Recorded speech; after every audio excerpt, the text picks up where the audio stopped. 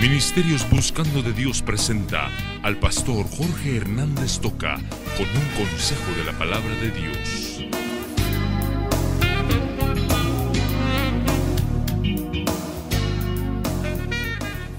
Primera Corintios 12:13.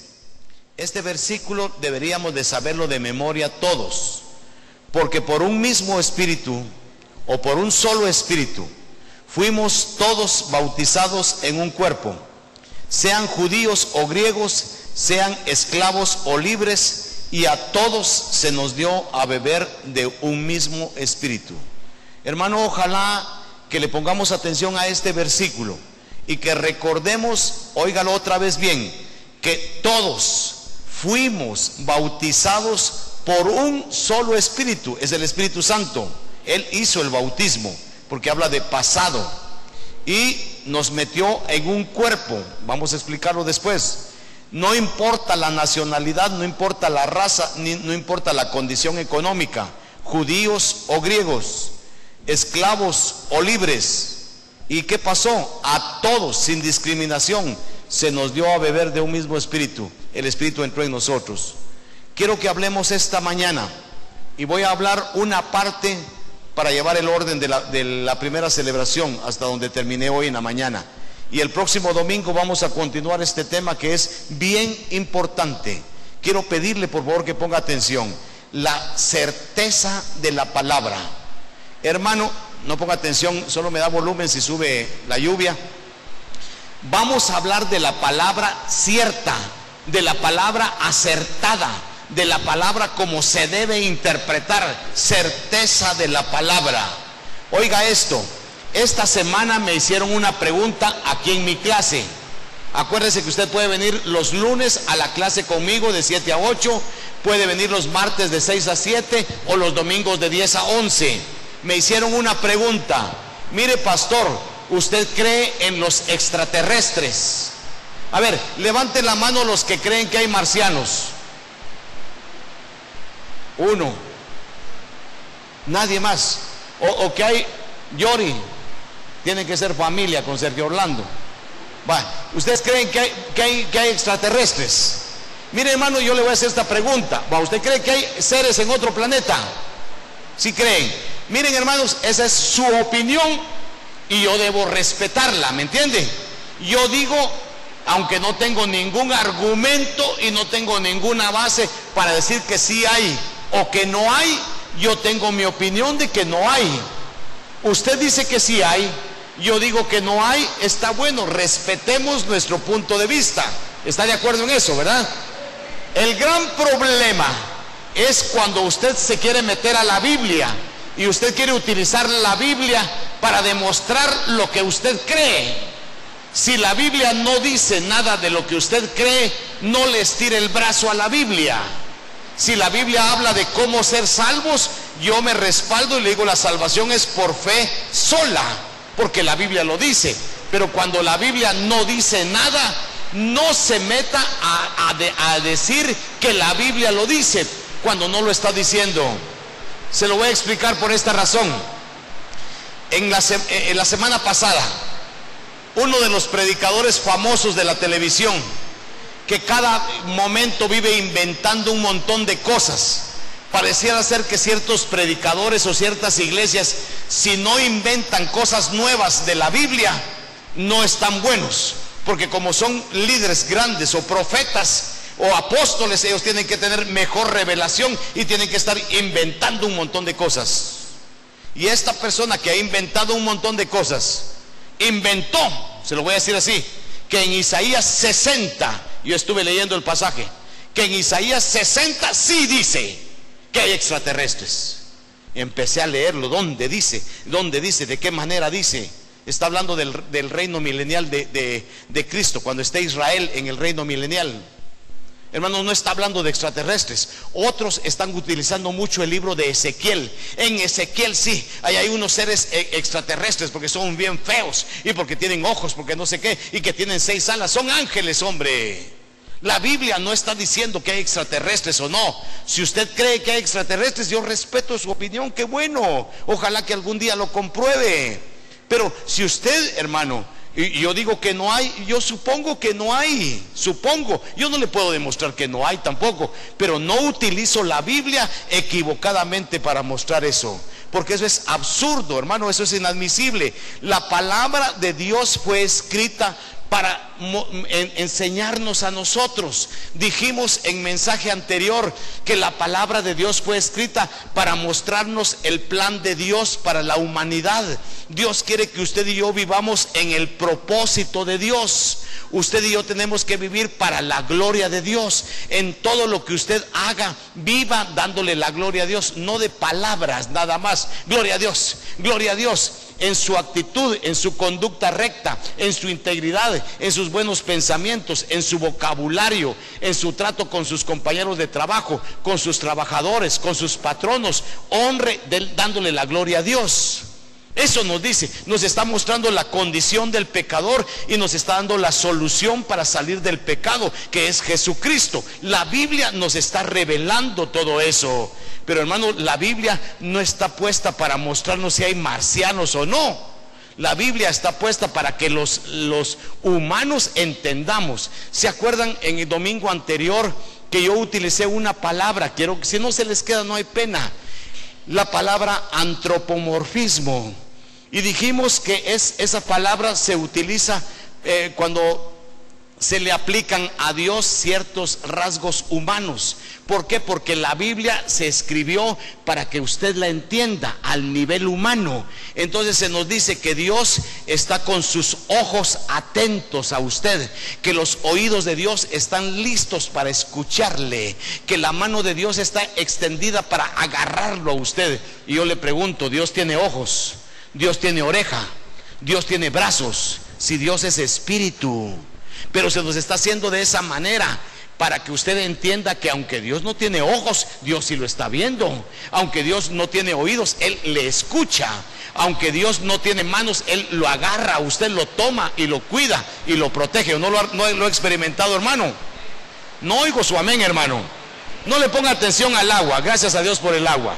Hermano, lo que le estoy diciendo es que Dios escribió su palabra para que no nos confundiéramos, y mucha gente quiere usar la palabra para confundirlo. No se deje. Leímos en el apóstol Pedro, en el mensaje anterior, que la palabra, cuando la interpretan mal, los doctos y los inconstantes tuercen la palabra. Hermano, tenga mucho cuidado con lo que usted escucha, con lo que la gente le dice. Hay mucha gente que en su iglesia hacen algunas cosas y le pregunta a usted, ¿y por qué en su iglesia no la hacen? ¿Y por qué en su iglesia? Y ya nos sentimos como mal, porque como ellos hacen algo, nosotros no lo hacemos, somos inferiores. Hermano, inferior es el que no conoce la Biblia, el que aplica mal la palabra de Dios. Y voy a tratar de dar algunas ilustraciones y algunos ejemplos de lo que estoy mencionando. Hermanos, los indoctos y los inconstantes tuercen la palabra. Valore usted el lugar donde se le da palabra sólida, en donde se le da a usted palabra práctica. Valórelo, por favor. Y hermano, no vaya usted a caer, y esto sí se lo pido con todo mi corazón, en torceduras. No me vaya usted a estar buscando novedades extáticas. Extáticas es de éxtasis. Hay mucha gente que se cree muy espiritual cuando tiene experiencias emocionales. Hermano, yo me bauticé. Ya vamos a hablar del bautismo más adelante.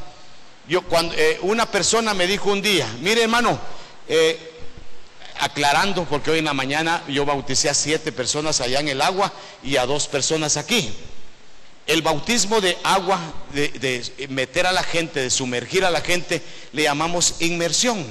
La gente es sumergida y es sacada.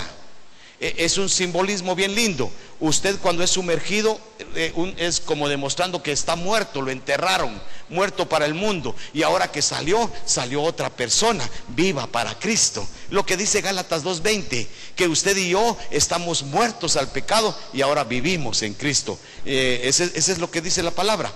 Algunos no aceptan el bautismo de aspersión. Aspersión es que uno le echa unos chorritos a la persona aquí arriba, en la cabeza, siempre en el nombre del Padre, del Hijo y del Espíritu Santo. Una persona un día me dijo a mí, mire hermano, esos bautismos de aspersión no sirven, porque todos los que son bautizados en aspersión no permanecen fieles. Y empiezo a reírme, yo le digo, yo fui bautizado por aspersión. Y sí he permanecido ya como 70 años fiel. Así es que, hermano, cuidado con las interpretaciones. Qué bueno, si hay bautisterio, ¿por qué no meterlo ahí? Pero si usted es de las personas que por alguna razón no quiere, usted va a dar su testimonio público con un bautismo de aspersión, y lo aceptamos nosotros. Pero cuántas interpretaciones pueden afectar profundamente a la iglesia del Señor. Así es que hemos dicho que la palabra es clara, la palabra es entendible. Hay cosas en la Biblia súper profundas.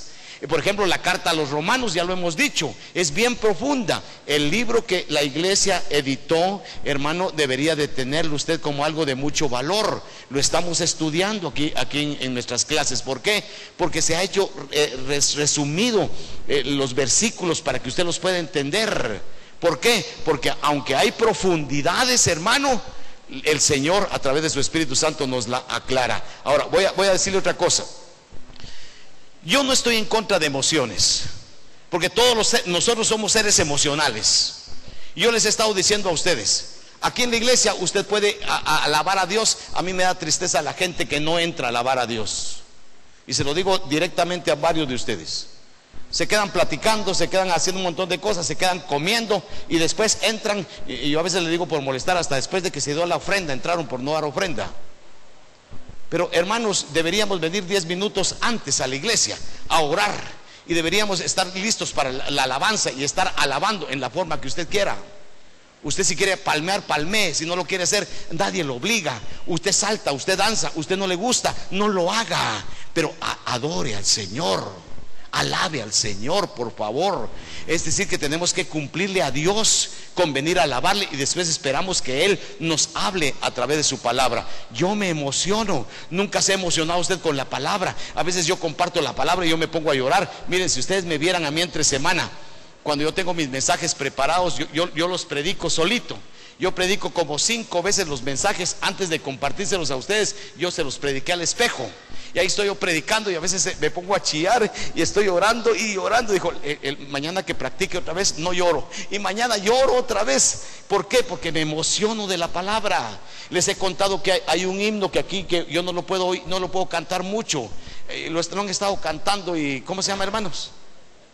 Sobrenatural. Y estamos cantando, y qué emocionante. Pero cuando yo leo en la pantalla que tú eres mi provisión, hermanos, me quiebra. Yo veo de dónde vengo, cómo el Señor ha sido fiel conmigo, y Él ha sido mi provisión y nunca me ha faltado. Me quebranta y me pongo a llorar, hermanos, de gratitud al Señor de que Él ha sido fiel. Yo no sé si todos ustedes que son millonarios nacieron millonarios. A ver, los millonarios, díganme, ¿nacieron millonarios o les fue costando poco a poco hacer los millones que tienen? Hermanos, cuando yo veo lo que tengo y cuando yo veo que tuve antes, yo me postro de rodillas y le doy gracias a Dios. Y se emociona uno, hermanos, de gratitud de que Dios ha sido fiel. Ya vamos a tener otro millonario. Daniel le va a hacer pisto ahora. Gracias a Dios, que haga pisto y que traiga bastante. Está bueno, pero ojalá que se acuerde de dónde viene Daniel. Ojalá que nos acordemos. Y entonces eso nos emociona. Y hermanos, ojalá que nos emocionemos a leer la Biblia. Ojalá que nos emocionemos a leer cuando el Señor nos quebranta el corazón. Yo no estoy en contra de que usted se emocione. Aquí en la iglesia usted puede emocionarse lo que quiera, pero que sea genuino. Porque hay mucha gente que no es genuina. Hay mucha gente que cree que con exhibir algo exterior, con eso es más espiritual. Ese es el fracaso de la iglesia, hermanos. Alguien me recuerda, por favor, doña Mandita. Tenía que entregar unas hojas y no las entregué. Me las prepara, por favor. Hermanos, quiero tocar otra cosa. Tenemos que aprender a entender, a conocer los libros de la Biblia. La Biblia tiene 39 libros en el Antiguo Testamento, doña Mandita, 27 en el Nuevo. Cada libro de la Biblia, míreme, cada libro de la Biblia fue escrito con un propósito. El propósito de cada libro de la Biblia usted debería entenderlo para ver qué le saca a ese libro. Hermano, por ejemplo, en el Antiguo Testamento está la ley. Se vivía bajo la ley. Dios escribió la ley. ¿Dónde escribió Dios la ley? Génesis, Éxodo, Levítico, Números y Deuteronomio. más en los últimos 4, pero los 5 libros los conocemos nosotros como el Pentateuco. El Pentateuco, ahí tiene la ley. Los judíos no le llaman Pentateuco, los judíos le dicen la Torah o la Torá. Hermano, cuando un judío quiere ver la ley de Dios, ¿qué es lo que un judío hace? Busca el Pentateuco. No busca el libro de Esther, no busca Ruth, no busca Salmos o Proverbios, busca el Pentateuco, porque esos libros tienen la ley. En el libro de Esther, en el libro de Ruth, en los Salmos, yo saco un montón de enseñanzas, pero la ley está en el Pentateuco. Llegamos al Nuevo Testamento. Ahora en el Nuevo Testamento vivimos por gracia. Ya no es la ley, ahora es la gracia de Jesucristo. ¿Dónde está la constitución, la gracia? ¿Dónde está la constitución para la iglesia? En el Antiguo Testamento, la constitución para los judíos, ¿cuál es? El Pentateuco, es la ley. En el Nuevo Testamento, la constitución de los judíos está, hermanos, en las epístolas. Yo no voy a buscar qué me dice el Señor que debo hacer en el libro de Hechos. No debo buscar en Apocalipsis. Yo en Hechos y Apocalipsis saco un montón de enseñanzas y principios. De hecho, vamos a escribir de esa lección, esas lecciones que ya dimos de Apocalipsis. Algún día vamos a escribir un libro sobre Apocalipsis. Pero hermano, yo no saco de Apocalipsis la doctrina para la iglesia. De Hechos no saco doctrina, porque Hechos es histórico, Apocalipsis es profético. Yo saco de las epístolas la doctrina de la gracia. Usted sabe dónde buscar. Si yo busco en Hechos, me voy a confundir. Si busco en Apocalipsis, no lo voy a encontrar. Si un judío quiere buscar la ley, la encuentra en los primeros 5 libros de la Biblia. No lo busca en Esther, que es una historia. Lo que quiero decirles es que los libros de la Biblia se escribieron con propósito, no sea a rajatablas. Se escribieron y cada propósito de un libro nos va a bendecir a nosotros si lo entendemos. Ya en base a eso, nos vamos a dar cuenta de otra cosa. Hay varias, le voy a usar términos, no soy la gran cosa, no me gusta usar términos, pero hay varias escuelas de interpretación. Las escuelas de interpretación son estudiosos que se meten a estudiar la Biblia. Hay incluso escuelas que se meten a ver la Biblia solo para encontrarle defectos. Y cada vez que leen la Biblia, algún defecto para ridiculizar a Dios. Pero hay escuelas de interpretación de la Biblia cristianas, pero que cada quien interpreta de diferente manera. Y yo le quiero decir que tenemos que tener mucho cuidado con las escuelas de interpretación. Le voy a poner un ejemplo. Hay una escuela de interpretación que se llama la escuela alegórica. La escuela alegórica es esto: que yo le digo a usted, aquí está mi mano, o dice la Biblia, aquí está mi mano, y la escuela alegórica le dice a usted, eso que dice mi mano no es mano, es otra cosa, no es mano. La Biblia dice mano, pero hay que entender otra cosa. Se lo voy a explicar en la escuela alegórica. Fíjese que a Jonás dice la Biblia que se lo tragó un gran pez, y voy a aclarar eso de la ballena. A Jonás se lo tragó un gran pez. Miren la escuela alegórica. No vayan a creer que deberá ser una ballena. La Biblia dice que un gran pez, para que usted lo entienda, pero el gran pez era un problema serio. Entonces a mí me están tragando como 10 ballenas. ¿Me está entendiendo? Los alegoristas a todo lo que está escrito le están buscando un doble sentido, una doble interpretación. A Jonás se lo comió un gran pez. No dice ballena en la Biblia. Y antes la crítica se llama a los estudiosos que estudian la Biblia solo para ridiculizarla. La crítica decía, aguante que una ballena se comió a Jonás, si a las ballenas no les cabe ninguno. Mi esposa, que vea tantos documentales, me dijo, sí, la ballena asesina sí le cabe un hombre. Está bien, pero a Jonás no se lo comió una ballena. A Jonás se lo tragó un mero. Mero se llama un animal, mero gigante. Una vez pescaron un mero en el Mediterráneo y el mero gigante tenía un esqueleto humano dentro de él. Ya está comprobado. A Jonás se lo tragó un mero. La escuela alegórica dice, no era pescado, hombre. Cuando dice que a Jonás se lo tragó un gran pez, es que Jonás cayó en una crisis emocional por los problemas que tenía. Miren cómo cambian lo literal de la Biblia. Y no podemos caer en ese error. Ahora, ¿qué les parece a ustedes? Si la Biblia dijera Jonás, a ver, míreme, si la Biblia dijera Jonás se tragó una ballena, ¿qué haría usted? Usted diría, ¿en cuánto tiempo se la tragó? Se la comió poco a poquito. ¿En cuántos años se comió una ballena? Eso es imposible. Cuando algo es imposible, entonces yo le busco un significado. Porque Jonás no se pudo haber comido una ballena. ¿Cómo fue? Entonces se supone que no es literal, sino que tiene un doble significado. Pero los alegoristas a todo lo que aparece ya le encuentran doble significado. Le voy a poner un ejemplo clásico y quiero que tengamos mucho cuidado con esto. Mire, una interpretación alegórica. Leyendo en 1 de Samuel 17, óigalo. Llegó David y llegó corriendo a darle comida a sus hermanos que estaban en la guerra. Iban a pelear contra los filisteos. Y se acuerdan que un gigante de 2 metros 92 centímetros y medio, casi 3 metros de alto, Goliat, salió y empezó a decir: a ver, ¿quién viene a pelear contra nosotros, contra mí? Y David dice: yo voy a pelear contra ese. Y a David le pusieron armadura y un montón de cosas, y se caía con la armadura. Dijo: yo no quiero esto. Se lo quitó y agarró su aparatito. A propósito, ¿cuál es el primer instrumento de locomoción que menciona la Biblia?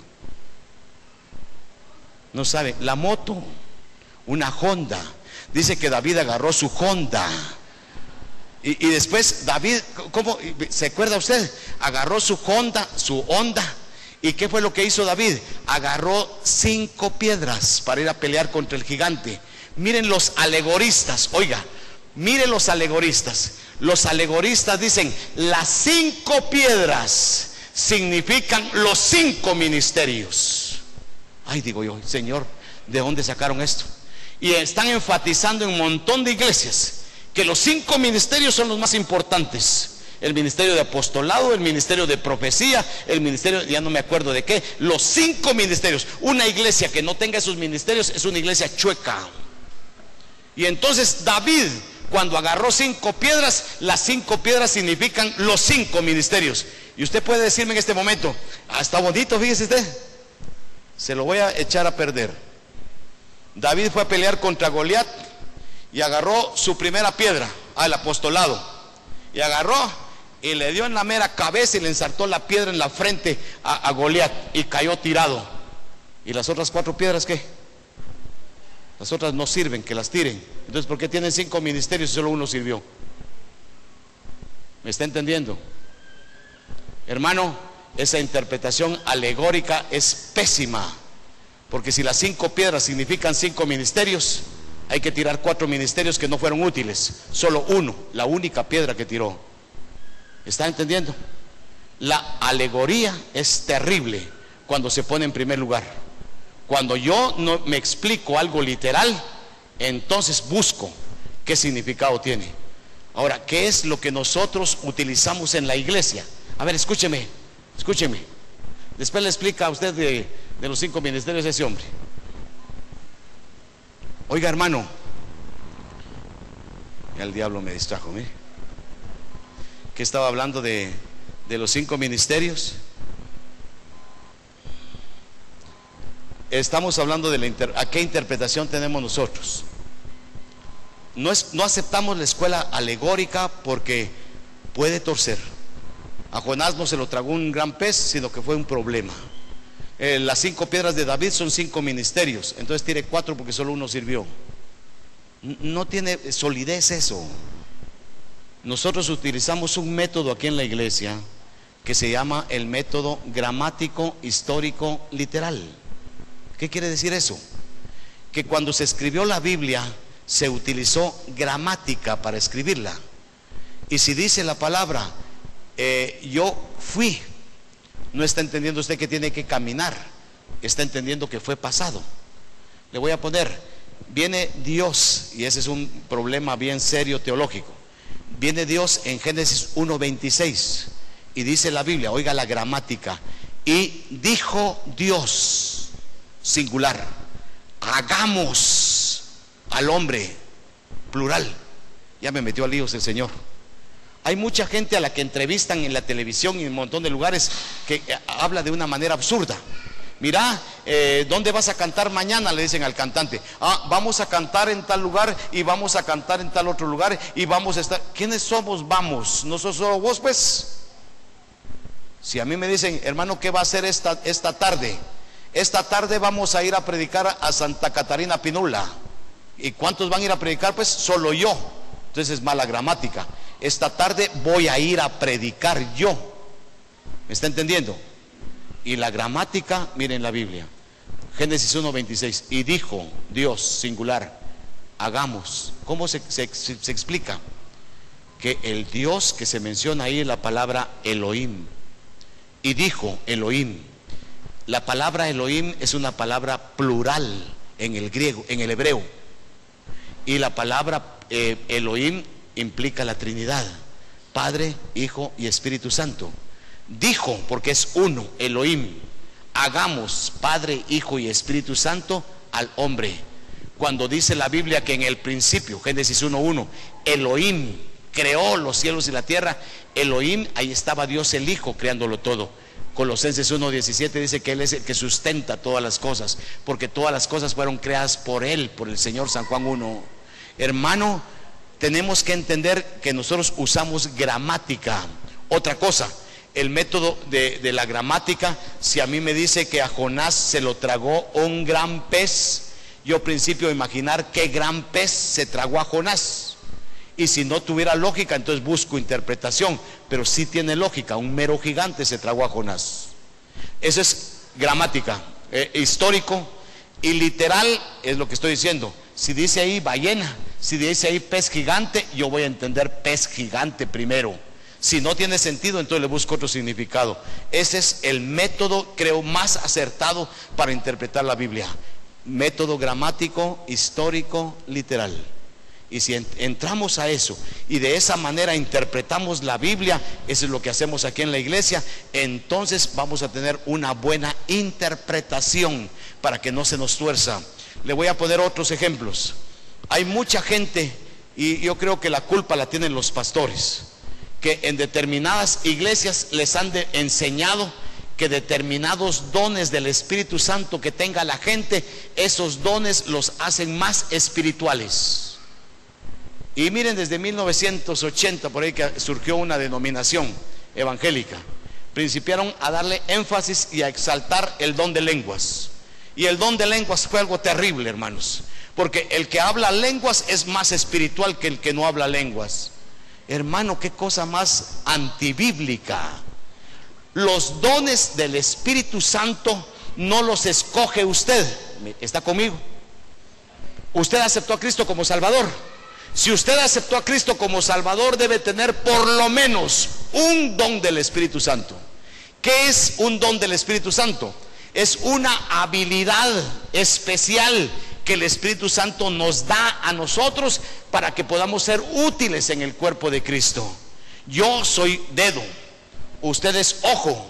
Cumpla como ojo y yo cumplo como dedo para beneficio de la unidad. ¿Me está entendiendo? Hermano, usted se cree mejor que yo porque usted es ojo y porque yo soy dedo. Y si usted es dedo, meñique del pie hasta hiede. Hermano, no podemos ridiculizar un don a otro don. Hay dones que lo hacen a uno espiritual y hay otros dones que pasan desapercibidos. Hermano, si tuviéramos que escoger los dones no se escogen, los da el Espíritu como Él quiere, dice, a cada quien de acuerdo a la necesidad de la obra. Hermano, ¿cuántos de ustedes escogerían el don de servicio si tuvieran que escoger? Servicio. Hay que matarse, hay que servir, hay que hacer. No, mejor no, hermano. ¿No le parecería mejor el don de lenguas? Solo venir a hablar un montón de jerigonzas aquí y se van a su casa tranquilos y no hacen nada. Que suave la vida, ¿verdad? ¿Cuántos quisieran el don de misericordia? Don de misericordia, hasta quedarse sin nada con tal de dárselo a otros. No, ese don mejor, no lo quiero yo. Si a mí el don de misericordia, mi esposa me hace daño, porque me saca más. ¿Me está entendiendo? ¿Cuántos quieren el don de la enseñanza? Ay, no, usted hay que prepararse mucho. Hermanos, gracias a Dios que usted no tuvo que escoger el don. que Dios le dio. Y alguno estará pensando en este momento: yo no sé si tengo algún don. Señora, no es el Señor que tiene a la par el don, es don del Espíritu Santo. Le voy a decir una cosa y le voy a dar un paso. Hágalo por favor, a todos. Los dones del Espíritu Santo uno los descubre cuáles tiene de esta manera. Lea la lista primero. Romanos 12, lea 1 Corintios 12, 13 y 14 juntos. Lea Efesios 4. Ahí están la lista de dones. Después de que tenga la lista de dones, yo tengo mi hoja escrita ahí en donde explico qué es cada don. El don de servicio es servir. Yo he venido a la iglesia a barrer de vez en cuando. Lo hace con gusto, se realiza. No, pero hay que hacerlo. No es su don. Cuando uno principia a ejercitar los dones, a practicarlos, uno se da cuenta que hay unos que no van con uno. Cuando usted encuentra un don, yo digo así, que el sapo lo meten al agua, ahí encontró usted su don. Por ejemplo, yo desde muy pequeñito principié a enseñar la palabra. Principié a darme cuenta que mientras más estudiaba, el Señor me bendecía y que a mí me entendían lo que yo explicaba. A veces cosas más difíciles yo las explicaba de una forma sencilla y la gente entendía, y me fui dando cuenta que yo tenía el don de la enseñanza. Entonces el sapo lo metieron al agua, hay que seguir enseñando para que yo pueda desarrollar mi don que tengo. Eso no me hace mejor que usted, hermano. A mí Dios me puso en el cuerpo de Cristo para enseñar, a usted le puso para hacer otra cosa, a usted le puso para servir, a usted le puso para tener misericordia, todo en beneficio del cuerpo de Cristo, no para que se luzca. Miren las interpretaciones, averigüe cuál es su don. Si alguien quiere la hoja, voy a ver si saco esas hojas para que usted las pueda tener. Ahora le voy a poner unos minutitos nada más a esto, porque solamente es mi introducción. Hablemos del don de lenguas. El don de lenguas primero, oiga, es para inconversos. El don de lenguas no es para convertidos. Así que las lenguas son por señal no a los creyentes, sino a los incrédulos. Pero la profecía no a los incrédulos, sino a los creyentes. Usted viene aquí y me habla lenguas. Primero, y ya voy a explicar que las lenguas no son jerigonzas, sino que son idiomas. Usted me viene a hablar aquí en otra lengua, en otro idioma. Si aquí todos hablamos castellano, aquí todos somos cristianos, ¿qué prefiere usted? ¿Que yo le predique 20 minutos en castellano o que alguien le hable en lenguas aquí y que no entienda nada? Hermanos, las lenguas son para los inconversos, no son para los creyentes. Guárdelo. Los dones, todos los dones del Espíritu Santo, son para beneficio del cuerpo, son para edificar al cuerpo, no para que usted se luzca. Oiga estos versículos. Ahora pues, hermanos, si yo voy a vosotros hablando en lenguas, ¿qué os aprovechará si no os hablare con revelación o con ciencia o con profecía o con doctrina? Está hablando de la validez de la enseñanza. Así también vosotros, pues, que anheláis dones espirituales, procurar abundar en ellos para edificación de la iglesia. Cuando usted tenga un don, que ya lo tiene, y lo ponga al servicio, no es para que se luzca, es para que edifique, para que bendiga. ¿Verá que necesitamos gente que sirva y que haga las cosas materiales? ¿Verá que necesitamos gente que venga y nos enseñe? ¿Verá que necesitamos gente que nos ministre cuando estamos llorando? ¿Verá que necesitamos gente que entienda cuando estamos aquí en el altar y que venga a llorar con nosotros? Verá que necesitamos todos esos dones. Si usted tiene ese don, ejercítelo para beneficio del cuerpo de Jesucristo, porque los dones son para edificación. Oiga el 19 de 1 Corintios 14. Pero en la iglesia, yo hablo muchos idiomas, dice Pablo, pero en la iglesia prefiero hablar 5 palabras con mi entendimiento para enseñar también a otros que 10,000 palabras en lenguas desconocidas. Oiga esto para los que están dedicándose solo a exhibir las lenguas. Hermanos, no seáis niños en el modo de pensar, sino sed niños en la malicia, pero maduros en el modo de pensar. Otra cosa, en la ley está escrito: en otras lenguas y en otros labios hablaré a este pueblo, ni aún así me oirán, dice el Señor. Así que las lenguas son por señal, no a los creyentes, sino a los incrédulos, para que vayamos entendiendo. Y oiga, 9 y 10: así también vosotros, si por la lengua no diereis palabra bien comprensible, ¿cómo se entenderá lo que decís? Porque hablaréis al aire. Tantas clases de idiomas hay seguramente en el mundo, y ninguno de ellos carece de significado. Los versículos anteriores, ¿sabe qué está diciendo? Mire, ha oído al hermano cuando toca el shofar, nos deja sordos a todos, ¿verdad? ¿Qué tal sería que un día el hermano tocara el shofar y saliera puro pianito? Plin, plin, plin, plin, plin, plin, plin, plin. Y usted dice, ¿qué tocó piano o shofar? Porque cada instrumento ya tiene su sonido adecuado. Si la trompeta, antes tocaban la trompeta y era para llamar a todos a la guerra, todos oían el sonido de la trompeta. ¿Qué tal que la trompeta sonara como piano un día? Todos estarían sin alertarse, porque la trompeta está anunciando que vengan, hay peligro. Así son los idiomas, dice. Si yo hablo sin entendimiento, ¿de qué sirve? Una lengua en la Biblia, la palabra griega glosa, es idioma. El don de lenguas es hablar un idioma sin haberlo aprendido. Y yo, ustedes saben que sé inglés, ¿verdad, hermanos? Pero aprendí inglés, así es. ¿Cuántos hablan inglés aquí? Los que hablan inglés solitos se los dio el Señor, ¿verdad? Ahí están estudiando y estudiando y estudiando.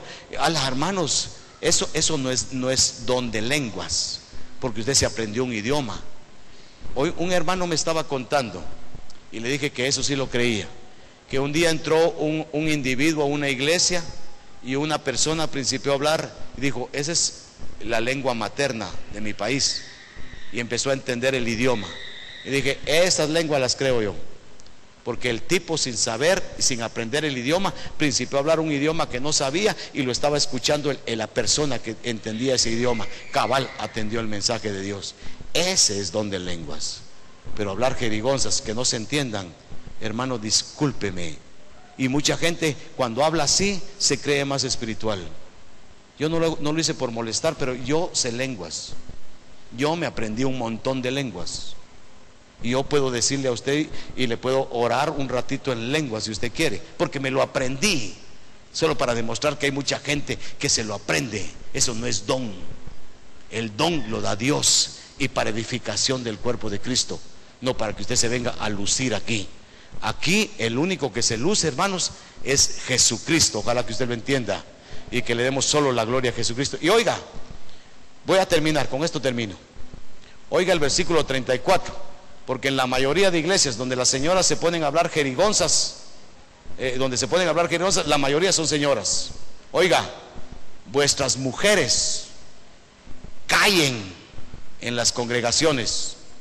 Así que, señora, si usted va a hablar lenguas, vaya a hablarlas adentro de su casa. No me venga a hablar ni a la iglesia, porque no es para edificación del cuerpo de Cristo. Y las mujeres cállense en la congregación, porque no les es permitido hablar, sino que estén sujetas, como también la ley lo dice. ¿Qué les parece? Si uno entendiera todo lo que dice la Biblia, se da cuenta cuántas gentes hacen cosas. Y las gentes que hablan lenguas se creen más espirituales que las que no hablamos, y nos miran con desprecio porque ellos tienen el don de lenguas y nosotros no somos espirituales. Tenga mucho cuidado con lo que escucha, porque no es Biblia, no es pura interpretación de la Biblia. Voy a dejar aquí. El próximo domingo voy a hablar de un tema mucho más fuerte, y es el tema del bautismo del Espíritu Santo. Tengamos mucho cuidado, porque a muchos de ustedes le dicen: mire, usted ya recibió el bautismo del Espíritu Santo. No, ya vio, eso no sirve, venga, vamos a pedirlo. Y ya llegan a usted y lo piden, y usted principia a hablar en lenguas y un montón de cosas. Ya, usted es espiritual. Ay, hermanos, no leen Biblia, no oran, no buscan el control del Espíritu Santo, y con hablar lenguas son espirituales. Ore con su mujer, pero que se entienda. Bendiga a su mujer. Ore en entendimiento. Viva una vida santa. Y entonces me va a decir que es espiritual. ¿Quién para hablar lenguas es santo, hermano? Es absurdo. No se puede. Porque si usted tiene el don de lenguas, yo tengo el don de la enseñanza. A mí me lo regaló Dios y yo estoy usando el don de la enseñanza, lo estoy utilizando para edificación del cuerpo de Cristo. Y todos los dones tienen que ser para edificación del cuerpo de Cristo. Oremos.